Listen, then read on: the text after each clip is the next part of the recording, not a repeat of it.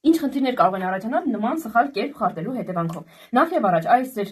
եղունգի անկյունիկը կարող է մնալ մսի մեջ, թարախակալել եւ խնդիրների առաջ կանգնեցնել մարդու, ու հետո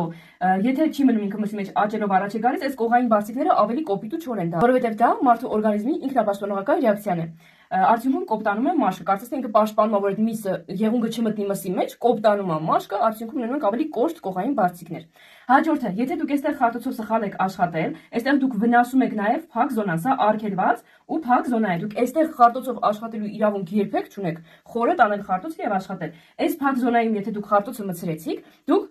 տրավմայի եք ենթարկում, ստիպողաբար խարտոցի օգնությամբ եղունգը անջատում եք եղունգի մարմնից, ու այստեղ կարող է անխուսափելի դառնալ կողային օնիխոլիզիսը։ Շատ հանգիստ դուք կարող եք անջատել եղունգն ու մաշկը իրարից եւ կառաջանա օնիխոլիզիս։ Ապրիլի 1-ից սկսվում է իմ օնլայն դասընթացը, որը 2 ամսյա է, եւ 2 ամսվա համար դուք վճարում եք ընդամենը 25000 դրամ։ Նմանատիպ մանր տեխնիկական, թեորիա, գրավոր, նյութաբանություն, ինչպես նաեւ պրակտիկ աշխատանք եք դուք տեսնելու եւ անելու։ Լինում է նաեւ տնային հանձնարարություններ։ Ում որ հետաքրքրում է տվյալ դասընթացը եւ ցանկանում է մասնակցել, մեկնաբանությունների բաժնում գրեք ապրիլ բառը եւ մեր SM մասնագետը ձեզ կուղարկի ամբողջական պայմանները դասընթացի հետ կապված։ Ինչպես նաեւ կարծում եմ նմանատիպ վիդեոները ձեզ շատ են պետք գալու, դրա համար անպայման միացեք իմ էջին, անընդհատ նմանատիպ խորը ինֆորմատիվ հոլովակներ եմ տեղադրում եւ անպայման ձեզ մոտ պահպանեք հենց այս հոլովակները։